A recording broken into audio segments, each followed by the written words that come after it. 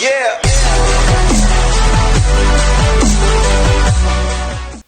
Hey guys, hope you all had a Merry Christmas and whatever holiday that you celebrated this time of year. We are back once again with another movie review, and today we will be talking about The Whale, directed by Darren Aronofsky, starring Brendan Fraser, Sadie Sink, Hong Chow, Ty Simpkins, and Samantha Morton. Now, this was a big film coming out of the festival circuit, with all the praise going towards Brendan Fraser, and had been seen as a comeback role for him, and really kind of a critical reappraisal of him as an actor. Though everything I have seen Brendan Fraser, and I thought he was great. So really, I think he's been an underrated actor in the industry for a while. And then considering everything that happened to him with the sexual assault, and then of course the divorce from his wife and the ridiculous amount of alimony that he had to conjure up, and all the back problems and health problems that he's had. Really, this is like one of those moments where the cards are all stacked against him, and here he comes rising out of the ashes. Really such a classic tale of a comeback if I've ever heard one. And obviously, you can tell just from the story that Brendan Fraser really relates to the character of Charlie, who's this morbidly obese college teacher who teaches online, and is given a health prognosis by his friend, and is trying to make amends with his daughter. Everything is stacked against this guy, and you want to see what he does, and it really is a character study in the highest order, I think. I'm not saying it's the greatest character study of all time, but I certainly think it is one worth visiting, I will say that much. But let's just address the elephant in the room, and I don't mean that as a fat joke. Brendan Fraser. Everybody's saying he's the front runner to win Best Actor at the Academy Awards. And I gotta tell you, he's absolutely terrific. I mean, under all that makeup, all the fat suit, the prosthetics, what have you, this is such a gut-wrenching performance from Fraser, and he really pours his heart and soul into this performance. Like, I even feel like with this performance in particular, in performances like this, when an actor can convey physical pain, that to me is insanely impressive. And two I can think off the top of my head, both should have won Academy Awards, and only one of them did. Dustin Hoffman in Midnight Cowboy, and Joaquin Phoenix in Joker. And I think that this, once again, like, whenever he's like coughing in this film, like, you legitimately feel like this character's in pain, even though Brendan Fraser, I don't think he's in that bad of health. But my goodness, this character of Charlie, he makes, it could have been a complete sideshow sort of spectacle, to kind of like, oh, look at this morbidly obese guy. But really, I feel like Fraser does such a great job of humanizing Charlie in a way that we can relate to him and we can understand why he's in the position he's in. We don't necessarily have to agree with it, but we can at least empathize with him in some way and feel for him for being there at the very least. And even though the cast is very limited in this film, I think this is one of the best ensembles of the year, because obviously this was adapted from the stage play by Samuel D. Hunter, and he wrote the screenplay, which, let's be honest, probably my biggest criticism of this film, you can tell. I think it's an inherent flaw just because of what it's adapted from.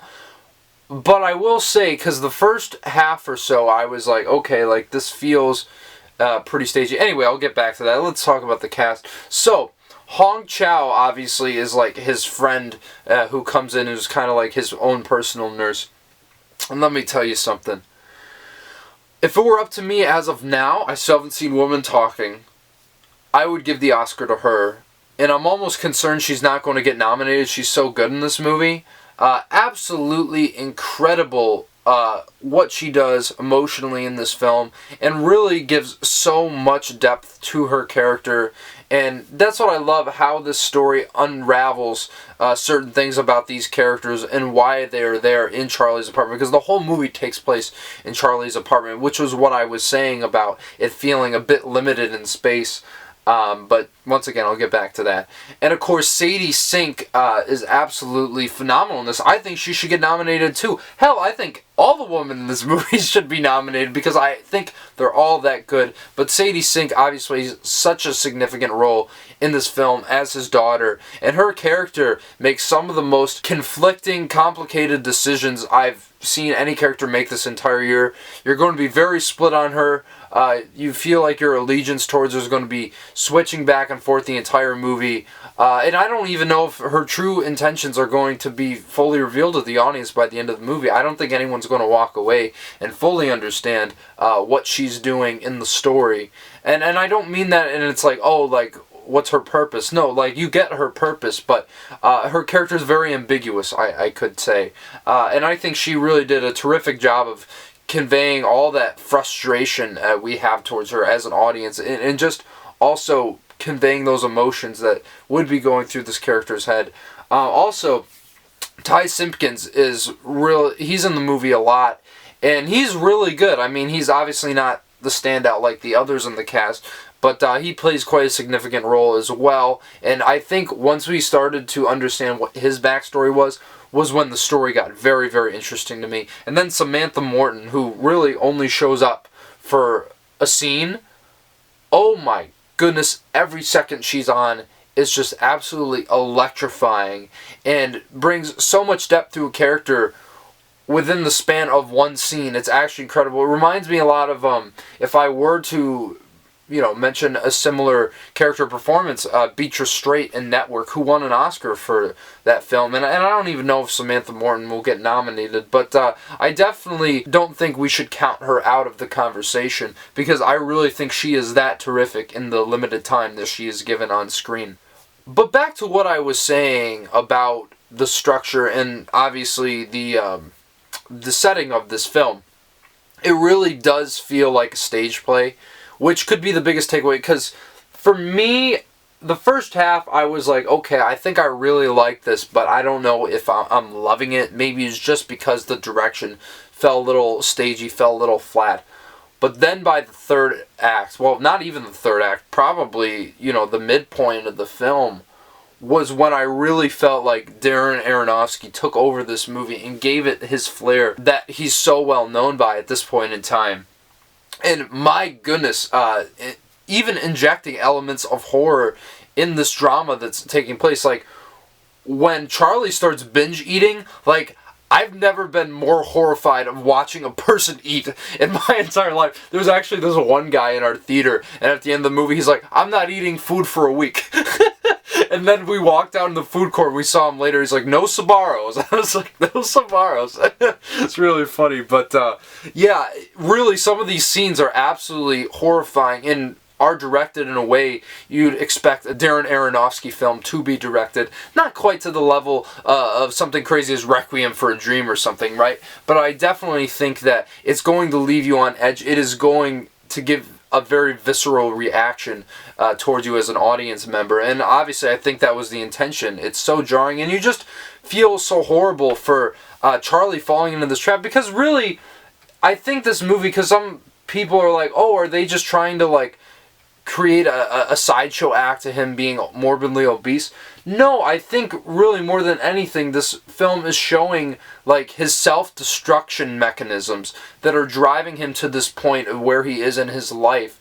And not really saying, oh, like, isn't this terrible, haha, you're obese. Like, no, it's just showing where this character is at emotionally. And I think that's what this whole story is, because it really is a ticking time bomb in a lot of ways, because you want to see certain things happen for a character, but I don't think that this film has a traditional character arc that you would expect for, a character overcome their obstacles and sort of thing. Sometimes life just sucks, let's just face it. And I think that that's what this film highlights so well. And really, at its core, this story is a message about grief and how people perceive grief, how they latch onto it, how they go about dealing with it. Because really, every single character that pops up in the movie has some sort of, well, not grief, but guilt more than anything, I think was what I was trying to get at. and you understand why they are there in Charlie's apartment, trying to, I don't know, get something out of him or help him.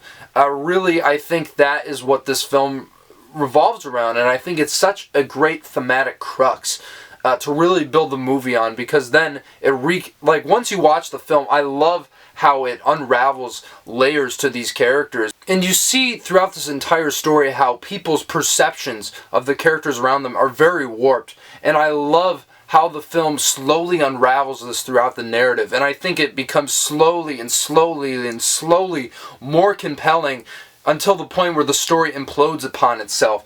And then I am just absolutely mesmerized, locked into this film. Oh my goodness, this third act hits like a truck, and really you realize whether this film was basically just the stage play slapped onto a screenplay template and just given to Darren Aronofsky. I really feel like the script is so beyond tight for this film. Besides, I will say there are a couple of moments that I thought were kind of like a little ridiculous and dumb. Some of the dialogue, it's like few and far between, but there were a couple moments where I laughed at how stupid it sounded to me. But other than that, I think that this film really is such an emotionally devastating story. I think it's going to be hard to get through this one. Not saying you need some tissues, but you're just going to be like stunned afterwards to the depths that this film goes. It really is just incredibly powerful and disheartening watch in many, many ways. Harrowing, you could say. Really, I think that this film, I know it's been splitting critics down the middle, whether they fall on the side of it being a sideshow or just they don't agree with the emotion in it, or they think it's too sappy, or what have you, think it's too ridiculous. That didn't bother me too much, because I really do think that this is another phenomenal film in Darren Aronofsky's filmography. Maybe not his absolute best, like Requiem for a Dream or something, but I think it is, once again, probably one of the best movies of the year. So with that being said, I'm going to give The Whale a 9 out of 10. This film is an absolute must-see this holiday season, just for Brendan Fraser alone. I mean, you gotta go support it just for this guy. It's so great to see him in a movie, and it's so great to see him give such a legendary performance, because I think people are going to remember it as that, and I really hope with the utmost sincerity that he wins that Oscar come this March. So yeah, guys, have you seen The Whale? What did you think about it? Let me know in the comments below. Did you agree with the approach the film took? Did it not work for you entirely? I'd love to hear your thoughts. And of course, if you like what you're seeing, smash that like button, subscribe to the channel. A few more movie reviews coming your way, like Damien Chazelle's Babylon, going to be coming to you in the next few days, as well as everything else we got going on in the channel. So stay tuned, guys, and I'll see you in the next video.